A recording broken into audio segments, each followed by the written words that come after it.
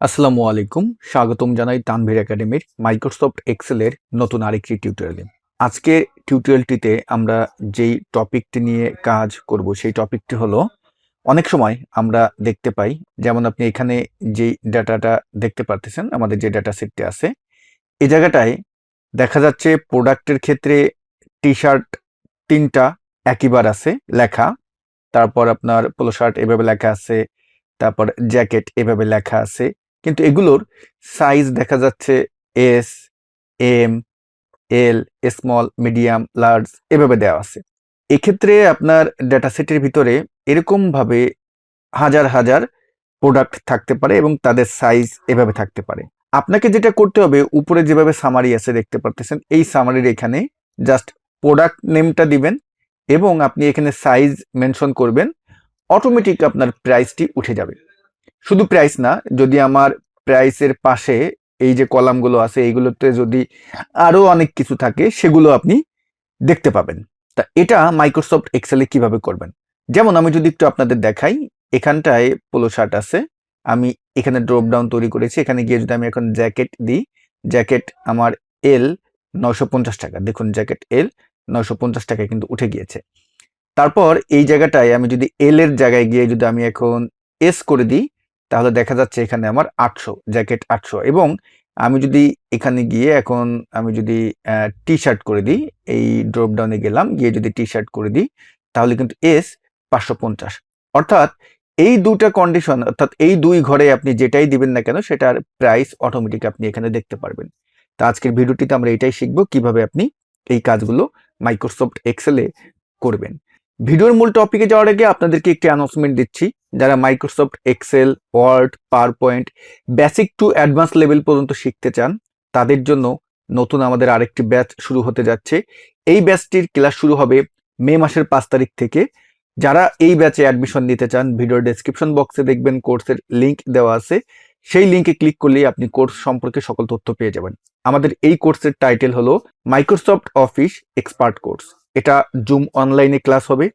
Course fee হলো 2550 টাকা। আমাদের এই ব্যাচের ক্লাস হবে রাত 9টা 45 থেকে 11টা পর্যন্ত। শুক্র শনিবার এক্সেল হবে, সোমবারে পাওয়ার পয়েন্ট হবে এবং বুধবারে মাইক্রোসফট ওয়ার্ড হবে। যারা অ্যাডমিশন নিতে চান দ্রুত অ্যাডমিশন নিয়ে নেন, কারণ আসন সংখ্যা খুবই সীমিত। শেষ মুহূর্তে এসে আপনারা অনেকেই ফোন করেন, আমরা কিন্তু অ্যাডমিশন আপনাদের করাতে পারি না, অতএব আপনার আসনটি এখনই বুক দিয়ে রাখুন। তো চলুন ভিডিওর মূল টপিকে চলে যাই। ডিয়ার ভিউয়ার্স, আপনি ডাটা দেখার জন্য উপরে এভাবে সামারি তৈরি করলেন, ওকে। আর এই জায়গাটায় আমরা যেটা করেছি, প্রোডাক্টের ড্রপ ডাউন তৈরি করেছি। কিভাবে ডাটা ভ্যালিডেশনের মাধ্যমে ড্রপ ডাউন তৈরি করতে হয় অলরেডি আপনারা জানেন।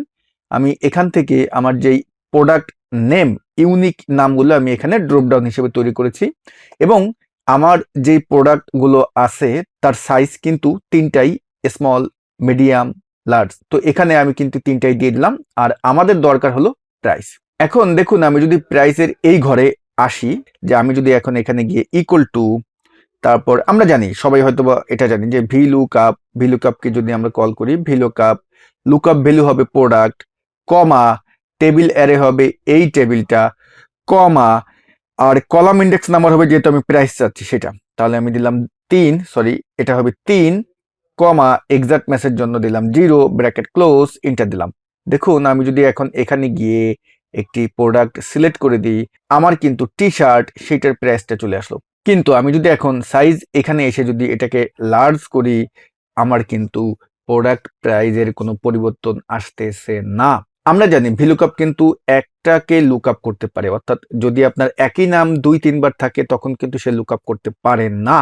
এক্ষেত্রে আমাদের এখানে যেটা করতে হবে, আমাদের একটি হেল্পার কলামের ব্যবহার করতে হবে। দেখুন, যেহেতু আমার এই নামগুলো একের অধিক আছে, সেহেতু আমি এখন এখানে যে ট্রিকটা ব্যবহার করব, আমার হেল্পার কলামটা আমি নিব বিতে। তা আমি এখানে আসলাম, এসে ইকুয়াল টু এই যে প্রোডাক্ট আছে, প্রোডাক্টটাকে কল করলাম, প্রোডাক্ট হলো C6।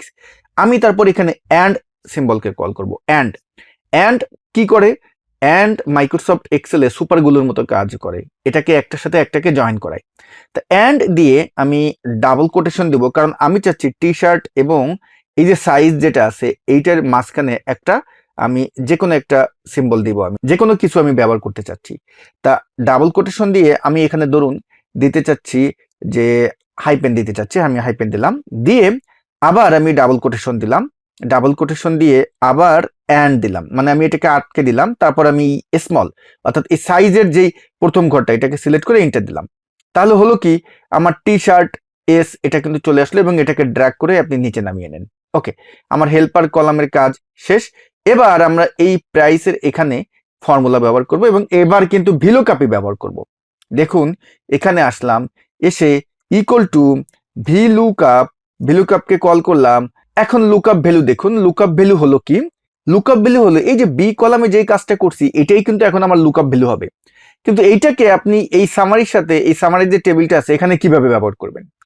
আমি এই লুকআপ ভ্যালুর জায়গায় টি শার্টকে কল করলাম, এই যে এখানে যেই C2 এটাকে কল করলাম, করে আপনি অ্যান্ডকে কল করেন, ডাবল কোটেশন দেন, ড্যাশ অথবা হাইপেন এটা যেটা আমরা এটা কল করলাম, আবার আমি ডাবল কোটেশন দিলাম এবং অ্যান্ডকে কল করে আবার আমি এই সাইজের যেই ঘরটা অর্থাৎ D2 এটাকে কল করলাম, এবার কমা দেন।